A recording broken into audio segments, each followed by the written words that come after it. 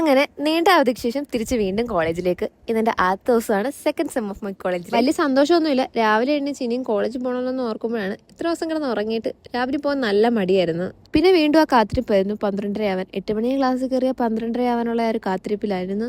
വീട്ടിലിരുന്ന് full time food കഴിച്ചുകൊണ്ടായിരിക്കണം. ഉച്ചയായപ്പോഴത്തേക്ക് നല്ല വിശപ്പായിരുന്നു. അതുകൊണ്ട് തന്നെ ഹോസ്റ്റലിൽ പോയി ഫുഡ് കഴിച്ചു. പോകുന്ന വഴിക്ക് ഇതാണിടാ ഇവന് ഞങ്ങൾ അങ്ങ് ഇഷ്ടപ്പെട്ടെന്ന് തോന്നുന്നു. ഞങ്ങളുടെ പുറകേനേ മാറിയില്ല, പിന്നെ ഓടി രക്ഷപ്പെട്ടെന്ന് പറയാം.